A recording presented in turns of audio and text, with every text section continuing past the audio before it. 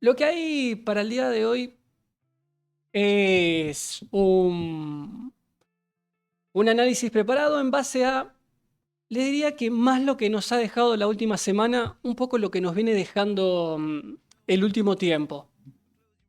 Quienes están viendo en pantalla podrán ver que el título de la placa en el graph eh, se llama Ejército de Salvación.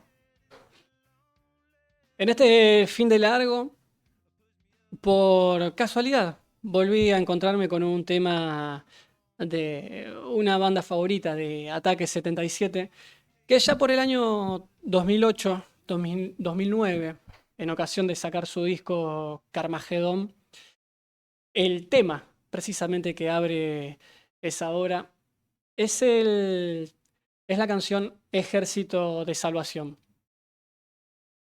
Pueden escucharla, pero brevemente lo que narra es una sociedad de malestar que va turnándose entre la angustia, entre las frustraciones, y ya nomás en su párrafo inicial lo que describe la banda es, cito textual: si es que parece que así vamos nomás, con la cabeza baja y sin ganas de mirar, sin una sonrisa, inertes y a pura agresividad.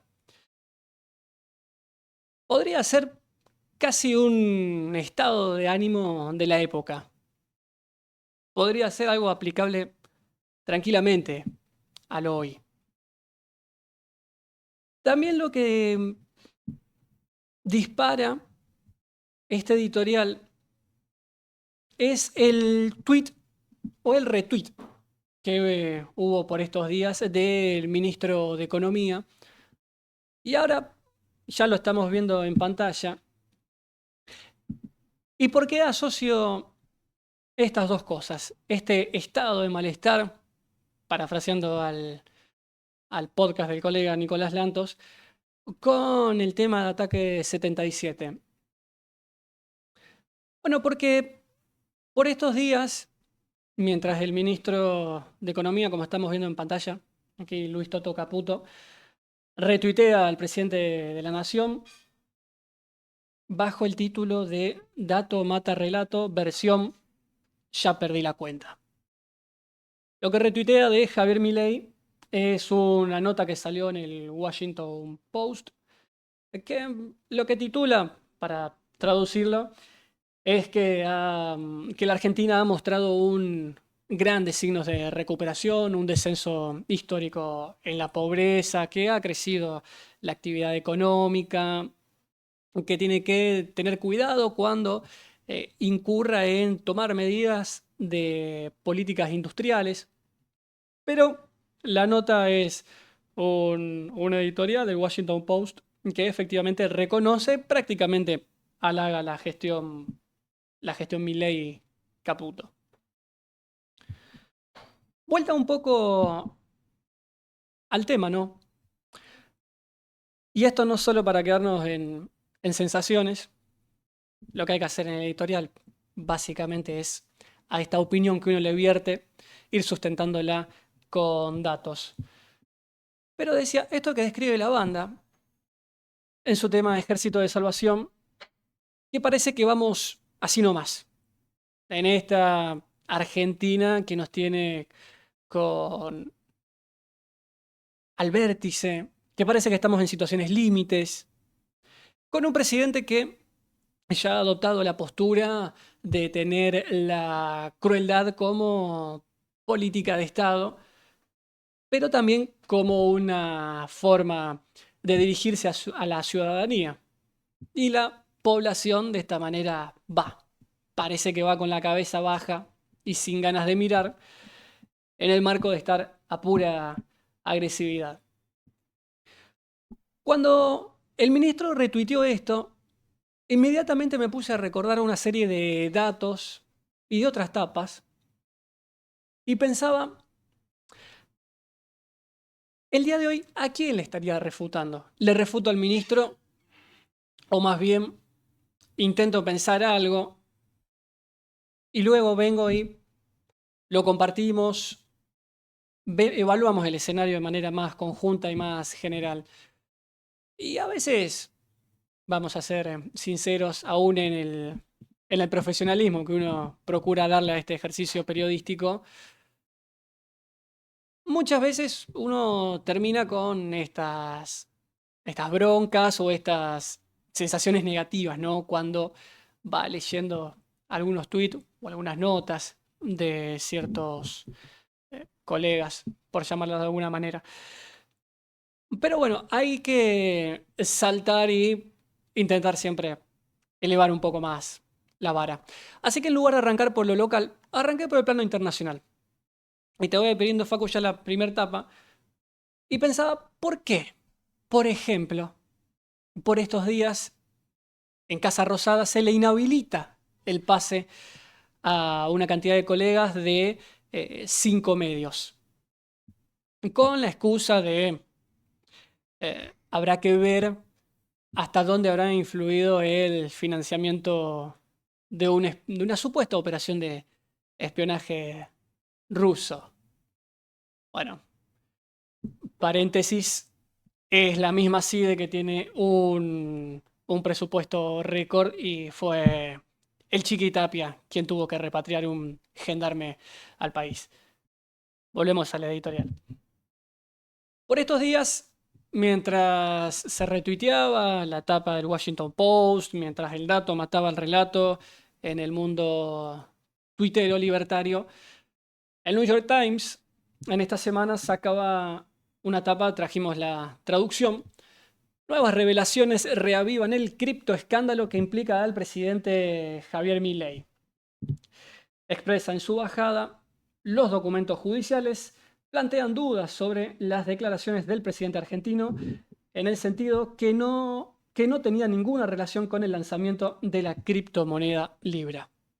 Esto ya lo hemos tratado específicamente la semana pasada, pero para ir atando una cantidad de hechos, cuando uno mira hacia atrás, encuentra al presidente envuelto en un escándalo, el mismo escándalo por el cual otro periodista terminó en un episodio bastante vergonzoso, como fue el episodio de Jonathan Viale y aquella entrevista que se filtró en crudo. Pero también uno se encuentra con el caso de Andis, las coimas del 3% del desvío de fondos. Por estos días también, y lo analizaban aquí los compañeros de Versión Noticias, lo que han sido la cantidad de créditos que han sacado, en su mayoría, diputados y o funcionarios de esta gestión libertaria. Abro otro paréntesis. De más está decir, todo el mundo tiene el acceso a un crédito hipotecario. Ahora, está un poco raro cuando hay una abundancia de no solo personas que son del mismo color político, sino cuando no. En el caso del diputado Bon Giovanni, le habían dado una tasa y un monto preferente y siguiendo los movimientos, eso fue a poco de que el diputado santafesino optara por cambiar de color de partido político. Pero seguí con el barrido de medios a nivel internacional y encontré, por ejemplo, que en el diario El País se habla de una morosidad récord en Argentina. Y el título se pregunta, ¿error o característica del programa? Expresa en su bajada, unos 20,5 millones de personas, cerca del 60% de la población adulta argentina, tiene deudas financieras y crece la irregularidad en los pagos. No pareciera ser que el país estuviese influenciado por alguna operación de inteligencia rusa. Y cuando comencé este barrido internacional, me empecé a preguntar, ¿por qué será que mientras las noticias de medios oficiales, o cuanto no de algunos indicadores duros que fueron retocados, caso del INDEC, ¿por qué será que hay una desesperación en la narrativa del gobierno nacional por expresar que la pobreza ha bajado abruptamente. Uno puede encontrar recortes que se encuentran en las redes de un presidente que en un lapso de unos pocos meses, eh, cada vez que repetía que la pobreza bajaba, se encuentra con que en menos de un año aproximadamente habría sacado entre 10 y 15 millones de personas de la pobreza. Ni el país con el mejor PBI e ingresos más altos del mundo ha logrado eso. Y me seguía preguntando mientras armaba el editorial, ¿por qué? Si es una gestión que baja la pobreza abruptamente, hace que los salarios vuelen en dólares, hace que las jubilaciones sean de las mejores del mundo, ¿por qué le impediría el acceso a una cantidad de periodistas a la Casa Rosada? ¿O por qué se modificaría la metodología en el INDEC? ¿O por qué el ministro estaría tan desesperado por un siguiente préstamo con el Fondo Monetario? Y es el mismo ministro que casualmente ya fue al Fondo Monetario. Y es más, fue tan grande su deuda y fue tanto en ese momento la complicidad que hubo en el directorio de aquella conducción del FMI, de la antecesora de Cristalina Georgieva, que miembros del staff del fondo lo que decían en ese momento era, esto no está cumpliendo, el préstamo de Caputo, año 2018, Caputo condujo Omne, no está cumpliendo con los criterios que el fondo tiene para otorgar un crédito. Es decir, el propio fondo violó su estatuto para darle el préstamo más grande en la historia del organismo internacional a la Argentina. Argentina que al día de hoy no puede continuar solucionando esa deuda. Y como si fuera poco, volvió a tomar un préstamo. Y hubo cosas que no me comenzaron a cerrar en la narrativa oficial. Así que comencé a indagar en distintas fuentes porque digo, bueno, no vaya a ser cosa que tal vez eh, esté siendo parte de una operación rusa y no me dé cuenta, ¿no? Posiblemente quien les hable esté siendo financiado por alguna operación de espionaje ruso. Pero no, empecé a contrastar con distintas fuentes y uno es, y ya te pido el videito, el número 4, el de Agustín Salvia, que es director de la UCA, que respecto de este abrupto descenso de la pobreza de la cual se jacta el gobierno, expresaba lo siguiente. Cuando vos mirás hoy números de pobreza, digo, ¿son números confiables, creíbles? ¿Tenés dudas? ¿Los tenés que mirar 3 veces? ¿Cómo es tu proceso de análisis? Mira, sí, hay cierta ficción en los datos o hay cierta levedad en los datos. Es muy difícil en este contexto decir un sí pero, es decir, la pobreza Sí. bajó efectivamente, pero, ¿no? Ese pero implica una serie de observaciones metodológicas que no necesariamente son una intervención política sobre el INDEC ni sobre los resultados de la pobreza, pero sí hay un problema de medición y de realismo de esas mediciones. Pensá que hoy por hoy baja la pobreza 10 puntos en términos interanuales, en términos del 2023 como 14 puntos, casi cae a la mitad la indigencia con respecto a ese mismo 2023, y hay dentro de eso un componente realista y un componente no realista, porque si lo pensás en términos incluso del bolsillo de la gente no está sintiendo en el bolsillo que efectivamente tiene más capacidad de consumo que hace un año atrás. Por el contrario, se te bajan los consumos de lácteos, de hierba, cae el consumo general, la gente siente que no hay inversión en educación, inversión en mejora de la vivienda, no hay consumos Sí. que estén avalando el hecho de decir, mira, la pobreza baja de manera extraordinaria y la gente está mejor. Obviamente la gente lo que está haciendo es efectivamente, por una parte, pagar los mismos servicios que consumía hace un año atrás, o hace 2 o 3 años atrás, y la plata le alcanza menos para otros Sí. bienes, otros servicios, los servicios básicos como la luz, el agua, el gas, el transporte, la comunicación, te ocupan una parte de tu gasto en forma importante y por lo tanto el componente disponible para otros consumos e incluso para hacer inversión en capital humano o físico o social, para esa clase media le baja significativamente. Bien, nos expresaba Agustín Salvia, como escuchábamos de manera muy clara y contundente, que esta metodología retocada que ha tenido el INDEC, y vuelvo, perdón que abra tantos paréntesis en el editorial del día de hoy, uno puede recordar aquella indignación de cuando una gestión que no era del signo político que más agradaba, eh, se la acusaba precisamente de cómo había metido mano para modificar datos de estadística oficial. También es el mismo INDEC en el cual uno puede recordar las presiones que hubo del gobierno nacional para que no saliera el nuevo índice, el nuevo índice de pobreza y la nueva metodología, que claramente no era esta. Pero continuamos con este mismo INDEC, vamos a llamarle el INDEC de la gestión libertaria.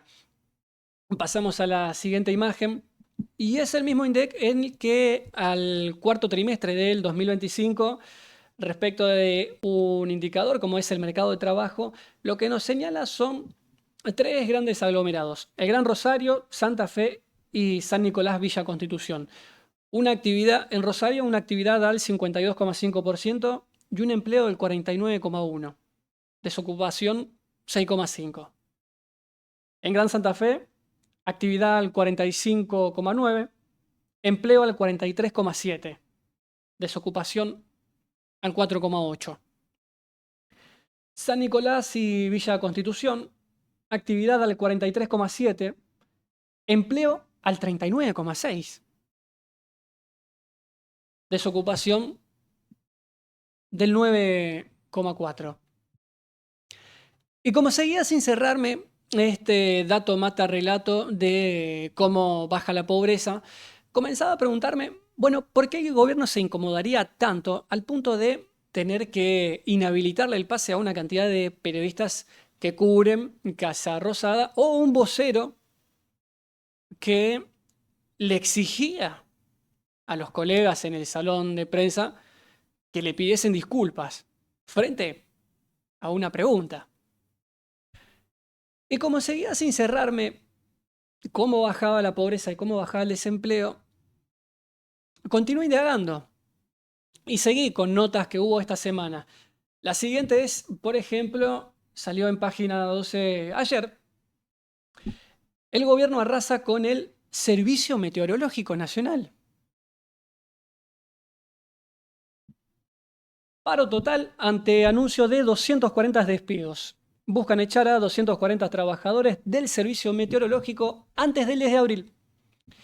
130 de estaciones en todo el país y 110 de la sede central. Pasamos a la siguiente plaquita. La nota en uno de sus subtítulos lo que detalla es: trabajar al límite, sostener con horas extra. Lejos de tratarse de un organismo sobredimensionado, puertas adentro describen una realidad distinta: áreas que funcionan al límite y turnos que se sostienen con sobrecarga laboral.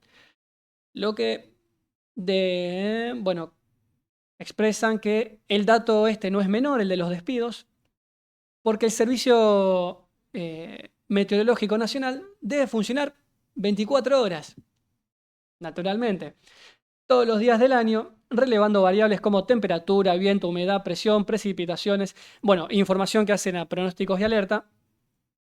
Cierra la nota: si faltan manos, bueno, básicamente faltan datos. Y me preguntaba, ¿cuál podría ser la necesidad de ahorrarse un gasto en recortar en el personal del servicio meteorológico? Ni siquiera le encontraba una vuelta o una explicación en la batalla cultural o algo demasiado ideológico como puede ser alguna cruzada contra un grupo político, un grupo social, algún referente sindical. Y pensaba, ¿podrá ser por la inflación? Tal vez. Este gasto del cual el gobierno eh, se jacta de haber recortado. Y me fui a ver qué publicaban los chicos del CEPA, el Centro de Economía y Política Argentina. Bueno, en base a datos del INDEC, lo que dan es que desde mayo del 2025 se sostiene una suba mensual. eh, una suba mensual. Podemos ver marzo del 25, 3,7. Luego, efectivamente, hay una baja. La hemos analizado también aquí un poco de qué manera se ha dado la baja de la inflación. Y ya vamos a ir llegando a una cantidad de datos que hacen al consumo y al salario de los argentinos. Pero uno comienza a ver ya desde agosto del 2025 a febrero del 2026. Bueno, el relevamiento que tenemos es que ha habido una suba sostenida en torno al 3%. Y sigue indagando, pensando, bueno, seré un poco jodido tal vez en no querer entender variables, en no querer entender este dato que mata al relato. Habría que ver a qué relato. Continúo con los informes que ha elaborado el CEPA, en este caso un informe sobre la evolución salarial del salario registrado, informe de marzo. Quienes están viendo en pantalla, quienes lo están escuchando, les recomendamos vénganse a YouTube a ver cuál es todo el material que tenemos para el día de hoy. Bueno, este informe de marzo lo que nos especifica es que el sector público redujo en términos reales entre 1% y casi el 18% desde noviembre del 2023. Así como escuchan, en términos reales, entre el 1 y prácticamente el 18% se redujo el salario del sector público. Pero también del privado. En esta pirra ideológica y casi infantil de lo público contra lo privado, a veces no sé de qué la gestión nacional pretende ufanarse. Porque es este mismo gráfico, volvamos a un cachitín al gráfico en pantalla, el que nos marca, bueno, cuál es la evolución de los privados registrados y de los públicos, de los salarios públicos registrados. Y lo único que se puede observar del 23 a enero del 26 es unos privados que van cayendo y unos salarios del sector público que están por el subsuelo. Y ahí, ya un poco desconfiada de la narrativa oficial, comencé a cuestionarme y a preguntarme, ¿no será que este descenso de la pobreza no solo tiene que ver con un tecnicismo en la cuestión metodológica y cierta manipulación de cómo hacer la medición, sino también no tendrá que ver la baja de la inflación o la pretendida baja de la inflación, me corrijo, con cuál es la calidad de vida que ha estado llevando la población este último tiempo? Entonces seguí indagando en distintas aristas. Podemos ver ya lo que es la suba de la inflación, la cuestión metodológica que la explicaba el director de la UCA, lo que es el tema salarial, y me fui a otro tema como es los créditos. ¿Cómo se está sosteniendo hoy el argentino, el grupo familiar, gran parte de la población argentina? Y me fui y ya nos estamos yendo con una de las capturas de pantalla, lo que es el ranking de la encuesta nacional inquilina. Lo que estamos viendo en pantalla es este informe que lo que expresa es que quienes están endeudados, el 65,2% arrastra deudas con la tarjeta de crédito. Deudas, atención al dato, deudas que no se contraen para poder costear un electrodoméstico, un viaje o algún otro bien. No. Deudas que se contraen para garantizar alimentación y techo. Esto en el marco continúo con el dato que vemos en pantalla. Esto en el marco de que los distintos estudios lo que dan es que tenemos un contexto de salarios congelados, de aumento del desempleo. Así que ya me empecé a preguntar cómo era esa baja de la pobreza con un desempleo creciente. Y un salario, y un salario congelado. Pero entonces estamos hablando, ya vayamos pasando a la siguiente imagen, estamos hablando de gente que tarjetea para comer, cuanto no para poder pagar el techo. Leemos rápidamente este dato que pertenece a la misma encuesta. El endeudamiento cobra cada vez más centralidad en los hogares argentinos que tienen que recurrir a él para asegurar bienes y servicios básicos de subsistencia. Según la última encuesta trimestral de inquilinos agrupados, más del 70% tiene deudas activas. De ellos, el 53,2% debió endeudarse para poder comer. 53,2% se endeudó para comer, en tanto que el 38,9% se endeudó para pagar el alquiler. Que me dan ganas de decir qué bien que estábamos cuando estábamos mal. Siguiendo con los datos, ya pasamos a la siguiente plaquita. Me seguí preguntando, ¿seré tan jodido de no querer entender de economía, que es algo de lo cual se jacta el presidente, se jacta el ministro, ¿no? Seré de ese grupo de econochantas, como en algún momento apodó el presidente. Y sin embargo, cuando continuaba indagando datos de distintas fuentes, de distintos relevamientos, continuamos, ¿no?, con el mismo de inquilinos agrupados en este caso, me encontraba con algunas situaciones como las que se plantean acá. ¿Qué fue lo que más se recortó? El 65,1% recortó en alimentos. Atemos con el dato que veíamos recién. La gente se endeuda con la tarjeta de crédito para pagar alimento y es el mismo alimento el que a su vez es el gasto que recorta para poder tirarlo. Ese es el cinismo que oculta este relato oficialista. La gente tarjetea la comida y a la vez se ahorra esa comida que tarjetea. Continuamos con el informe. 29,7% realiza solo una o dos comidas por día. Un 31,7% hace las 3 y el 38,6% puede cubrir las 4 comidas del día. Habría que explicarle al ministro de Economía que tenemos la población argentina tiene la mala costumbre de querer comer. En el caso de jubilados, el cual tienen hace ya casi 3 años un bono de 70.000 pesos congelado.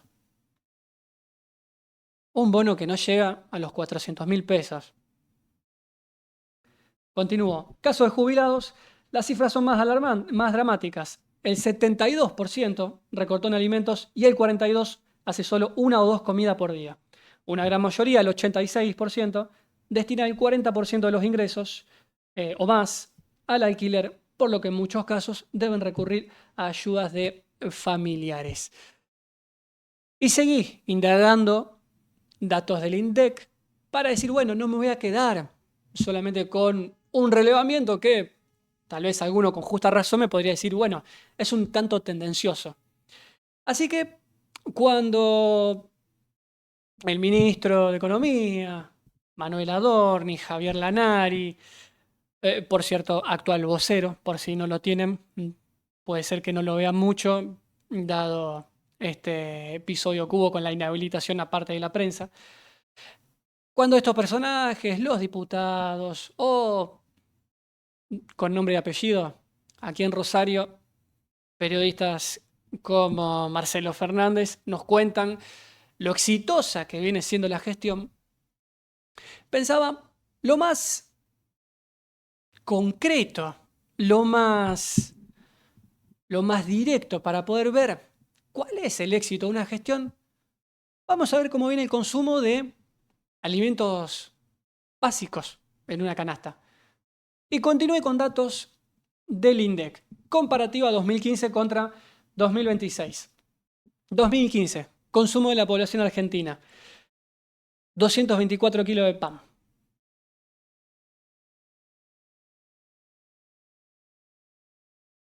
¿Cómo se mide ese éxito de la gestión? ¿Cómo se mide esa baja de la inflación? ¿Cómo se puede festejar este tipo de milagro económico, como denominó el presidente en algún momento, cuando te afanaron 114 kilos de pan?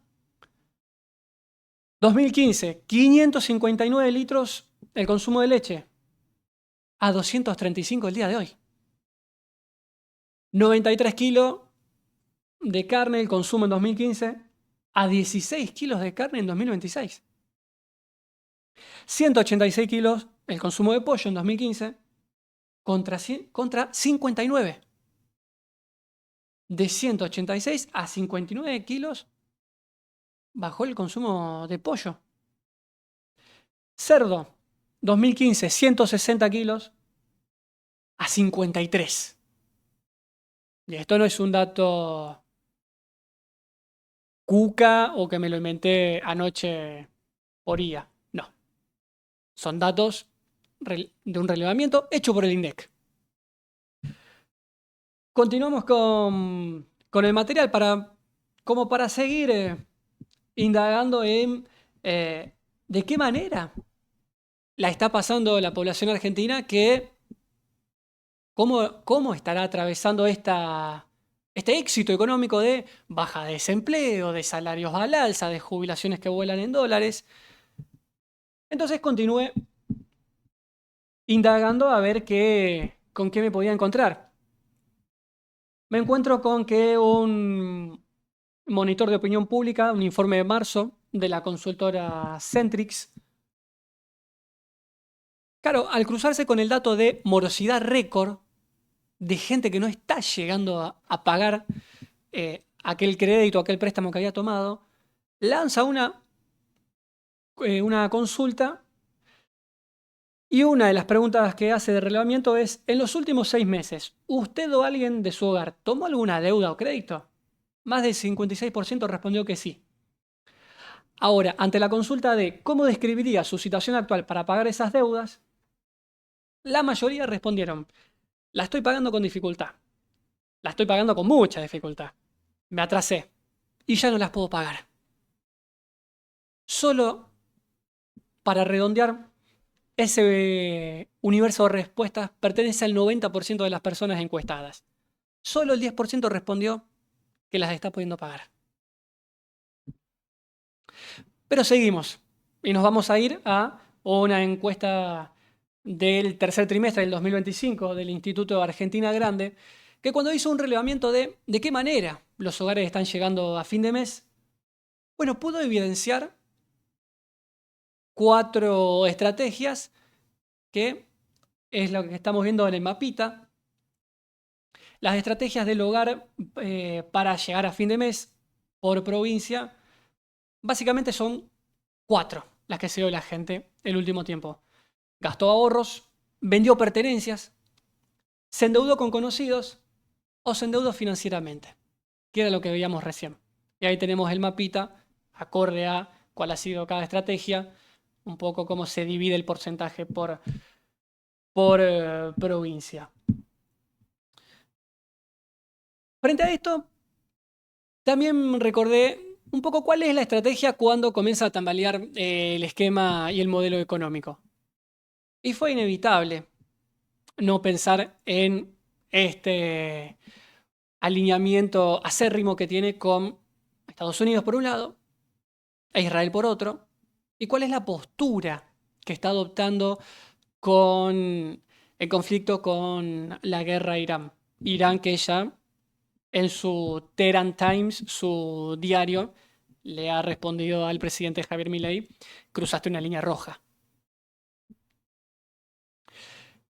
Y pensaba, este tipo de modelos es el que necesariamente se sustenta con una represión. El que acude a tener que sacar lo más, lo más crudo de la herramienta represiva del Estado.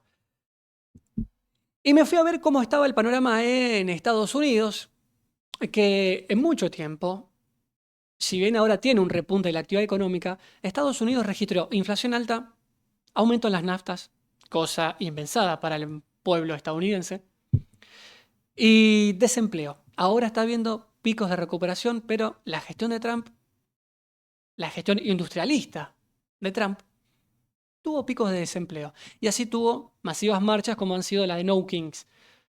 Y para no ser capcioso o parcial con la mirada, fui a ver cuáles fueron las medidas que tomaba en materia de seguridad en ese marco de desempleo, de inflación creciente, de masivas protestas.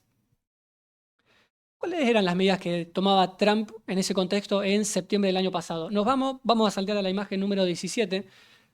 Lo que estamos viendo es una nota del periodista de investigación Ken Klippenstein, que esto lo sube a su sitio web de Substack, que lo que señala es, nota de septiembre del 2025, que Trump firmó una directiva de seguridad nacional que ha pasado desapercibida, identificando las opiniones anticristianas y antiamericanas como indicadores de violencia de la izquierda radical. Y ahí ya comenzó a hacerme un poco de ruido y me sonaba un poco este discurso. Esto fue, bueno, en el denominado Memorando Presidencial de Seguridad Nacional número 7, conocido como NSPM7. Bueno, redacta el periodista que el asesor de Seguridad Nacional de Trump, Stephen Miller, lo que expresó por ese tiempo fue: esta es la primera vez en la historia de Estados Unidos que existe un esfuerzo conjunto de todo el gobierno para desmantelar el terrorismo de izquierda. Y me fui a ver cuáles eran las notas de este periodista de la última semana, en el marco en el cual el FBI cambió su manera de hacer seguridad interna. Nos vamos ya a la siguiente captura, también de este periodista en su Substack, lo pueden buscar allí.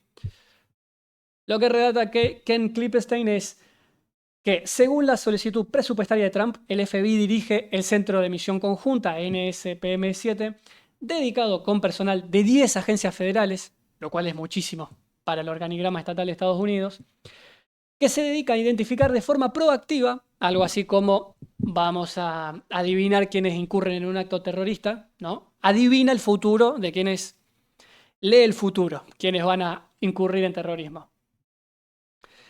Identificar de forma proactiva a terroristas nacionales motivados por cualquiera de las siguientes creencias. Atención, porque acá si no encontramos un copy-paste de Patricia Bullrich, pegan el palo. ¿Cuáles son esos indicadores que va a utilizar el FBI en Estados Unidos? Antiamericanismo, anticapitalismo, anticristianismo, apoyar el derrocamiento del gobierno de Estados Unidos, extremismo en materia de migración, extremismo en materia de raza, extremismo en materia de género, hostilidad a quienes tienen puntos de vista, hostilidad hacia aquellos que tienen puntos de vista estadounidenses tradicionales sobre la familia. Hostilidad hacia aquellos que sostienen puntos de vista estadounidenses tradicionales sobre la religión y sobre los puntos de vista tradicionales sobre la moral. Nuevas directivas del Fondo Monetario, del FBI, en el marco de masivas protestas, de que hay una actividad económica que estuvo estancada, de que si bien ahora Trump está reculando respecto del conflicto de Irán, está viendo o estaría viendo aparentemente negociaciones respecto de que se deje de bloquear el estrecho de Hormuz porque no está viendo economía a este paso que Estados Unidos pueda sostener. Entonces comencé a atar cabos en el panorama geopolítico. Y recordé cuando el año pasado, y ya nos vamos a las últimas dos imágenes, Facu, la CIDE haya modificado su plan de inteligencia nacional y fue el periodista de La Nación, Hugo Alconadamón, uno de los primeros en poder poner en relevamiento cuáles eran estos puntos. Nota de La Nación de mayo del 2025. La CIDE pone en la mira en quienes manipulen la opinión pública o erosionen la confianza en los funcionarios. ¿Será por eso que se inhabilitaron una cantidad de periodistas en Casa Rosada? Continúa en la bajada. El nuevo plan de inteligencia, PIN, abre la puerta a que se ponga el foco de los espías en periodistas, opositores y economistas. Vamos ya con la última imagen. En uno de sus párrafos, lo que escribe Alcona Damón, que tuvo acceso a este documento, es que así la CIDE puede disponer de la facultad para recabar información de aquellos que busquen erosionar esta confianza y que no lo precisa, pero queda la puerta abierta a que se espíen a periodistas, a ciudadanos que cuestionen las operaciones como las de la entonces ministra de Seguridad Patricia Bullrich, y recordaremos aquello de por qué el gobierno estuvo tan reticente a dar información en el caso de Pablo Grillo. Y que la CIDE fijó como foco de interés a aquellos actores que generen o puedan generar una pérdida de confianza en las políticas económicas de gobierno. Con todo este material, me continué preguntando si el dato mataba al relato. Y llegué a la conclusión de que no. O mejor dicho, puede que por una de las pocas veces de la vida coincida en algo con Caputo y efectivamente hay un dato que mata al relato porque hay una estantería económica del gobierno que comienza a hacer agua y que en un intento casi desesperado no solo ya acude al Fondo Monetario, se alinea de manera acérrima con la política estadounidense, sino que también, y un poco creo que de esto se trata humildemente la actividad periodística, cuando uno va encontrando puntos de contacto en la geopolítica, va encontrando cómo estas extremas derechas, reaccionarias o ultraderechas, como uno quiera llamarle, comienzan ya, tecnología mediante, recursos del Estado mediante, a aplicar un plan de persecución contra la propia población. Caso CIDE, caso FBI. Y va a estar en la astucia de la dirigencia opositora, que le toca transitar este tiempo, de encontrar una salida superadora, de volver a proponer a un horizonte, a una ciudadanía que se endeuda para poder comer, que se endeuda para poder pagar techo. A una ciudadanía que, volviendo y cerrando esta editorial con Ataque 77, un ejército de salvación de millones de voces que ya no pueden callar y que gritan palabras que son repetidas, mas nunca cumplidas. Un ejército de salvación que pide trabajo, que pide paz, que pide dignidad, que pide libertad y justicia social, que le dice basta de violencia y que dice basta de matarnos, nunca más. 28 minutos pasan de las 8 de la mañana.